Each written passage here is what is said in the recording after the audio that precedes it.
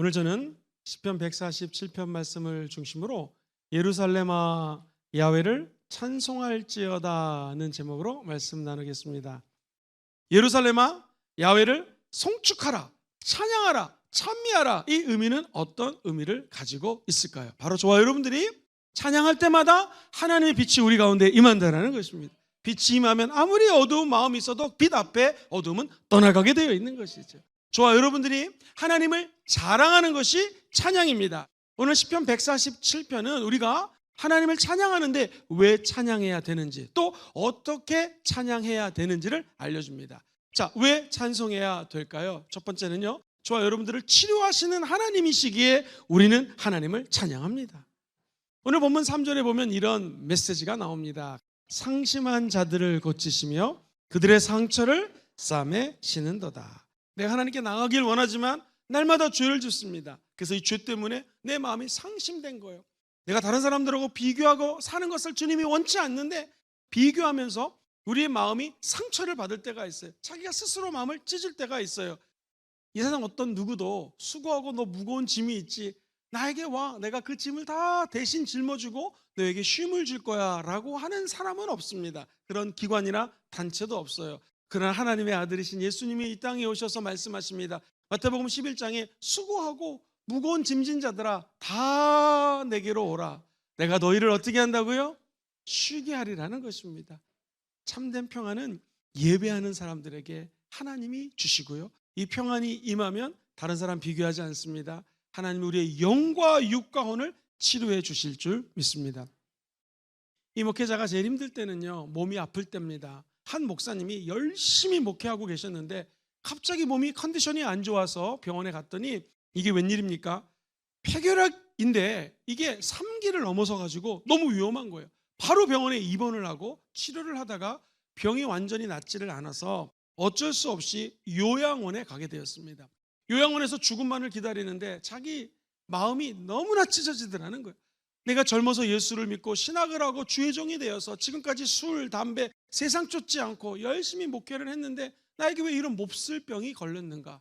이제 죽을 날만을 기다리고 있는데 너무너무나 하나님께 섭섭한 마음이 들더래요. 사람들 만나기도 싫고 위로 전화 받는 것도 싫더라는 거예요.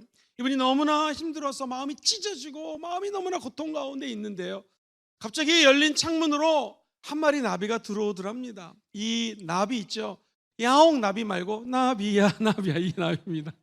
나비가 들어와서 퍼드덕 퍼리고 날아다니는데 너무나 이 나비가 애처로워서 이 실내에 있으면 안 되지 않습니까? 나비를 이렇게 잘 잡아서 밖으로 내주려고 하니까 나비 입장에서는 자기를 잡는 줄 알고 더 퍼드덕 거리니까 침대 모서리에 부딪히고 저 형광등에 부딪히고 하면서 오히려 날개가 상하더라는 거예요.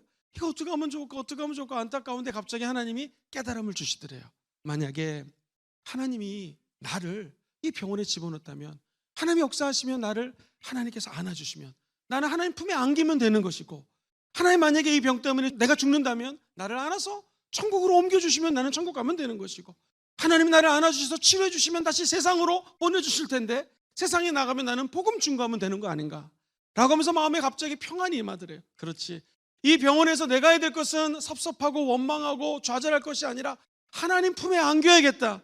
주님, 나의 생각과 마음과 모든 것들을 사로잡아 주시옵시고 통치해 주시옵시고 나를 안아 주시옵소서. 그리고 생사화복을 주관하시는 분은 하나님이시니까 하나님이 나를 천국으로 옮겨주시든 다시 세상으로 보내주시든지 마음대로 하여 주시옵소서 하고 기도하는데 병이 치유가 되었습니다.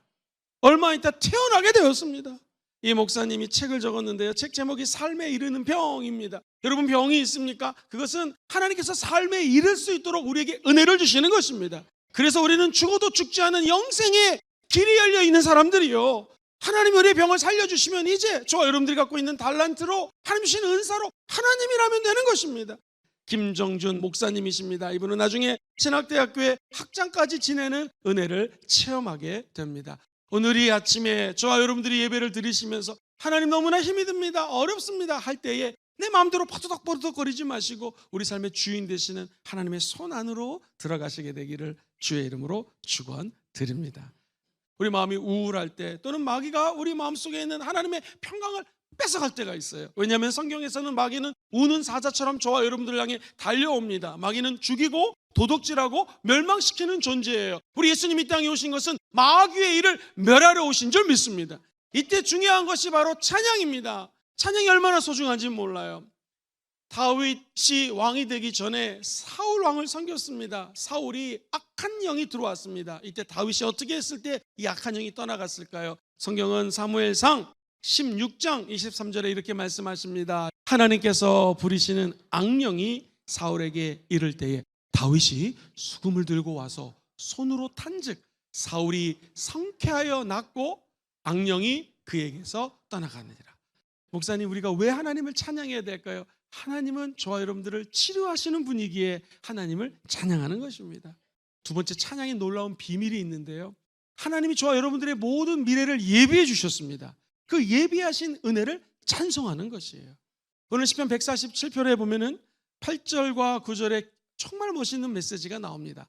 그가 구름으로 하늘을 덮으시며 땅을 위하여 비를 준비하시며 산에 풀이 자라게 하시며 들짐승과 우는 까마귀 새끼에게 먹을 것을 주시는도다. 야훼 일의 하나님은 지금도 저와 여러분들 위해서 모든 것들을 다 알고 계시고 준비해 놓으신 좋으신 하나님이십니다. 그 하나님만 바라보시면서 기도하십시오. 예비하신 하나님의 은혜를 반드시 체험하게 될 줄 믿습니다. 그럼 이제 우리가 할 것은 감사밖에 없는 것이죠.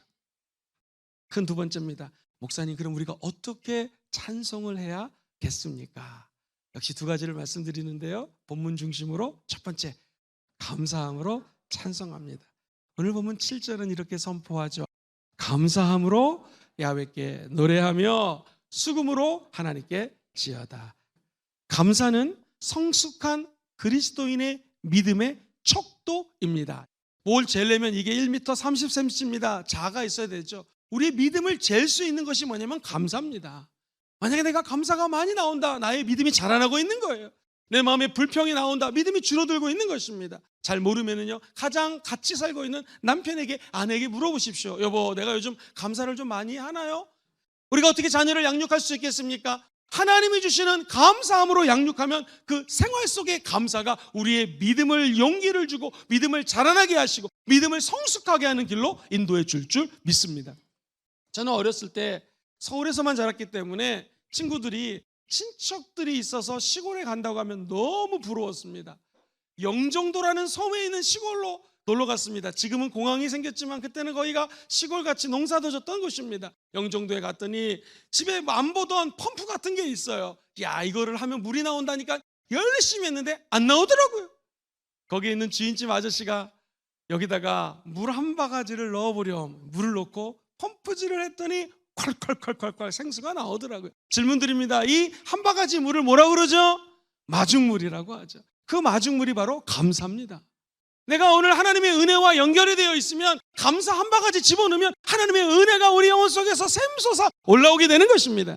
감사의 원천이 뭐냐? 하나님의 은혜예요. 하나님의 은혜와 닿기 위해서는 감사를 먼저 마중물로 집어넣어야 된다는 것이죠.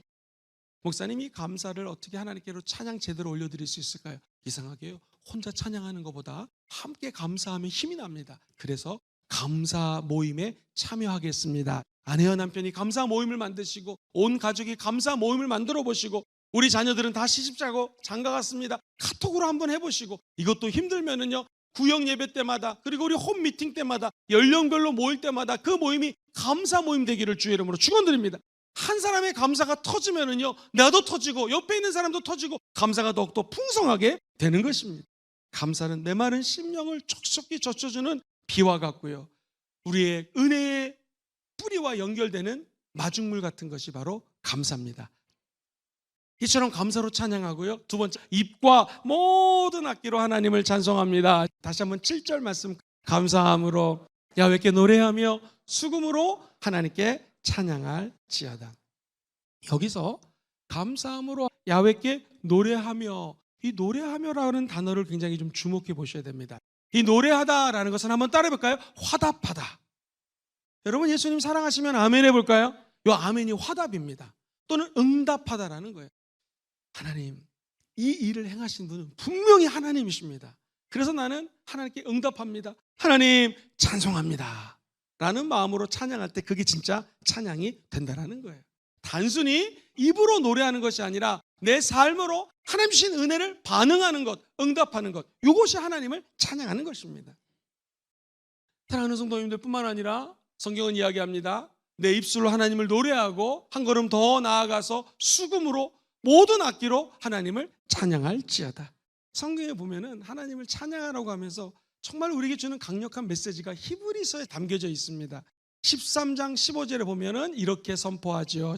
그러므로 우리는 예수로 말미암아 항상 찬송의 제사를 하나님께 드리자. 이는 그 이름을 증언하는 입술의 뭐예요?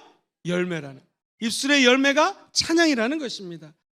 입술은 뭡니까? 말입니다. 말의 우리나라 뜻은요, 마음의 알갱이라는 뜻입니다. 다시 말해서 내 마음의 알갱이들이 하나님을 감사하고 찬양하면 이것을 통하여 24시간 365일 하나님께 영광 올려드리고 예배자로 살아갈 수가 있다는 것입니다. 목사님, 우리가 왜 찬양을 해야 됩니까? 하나님이 저와 여러분들을 치료해 주시기에 찬양해야 될 줄 믿습니다. 우리 모든 삶을 예배에 놓으셨기 때문에 우리는 어렵고 힘든 가운데서도 하나님을 찬양하는 하나님의 자녀입니다. 주님, 그럼 어떻게 찬양하면 좋겠습니까? 제일 좋은 것은요, 감사함으로 찬양하십시오. 할렐루야. 두 번째, 입과 모든 악기로 찬송하겠습니다. 삶으로 하나님 은혜에 화답하시고 응답하시는 백성들 되시기를 주의 이름으로 축원드립니다.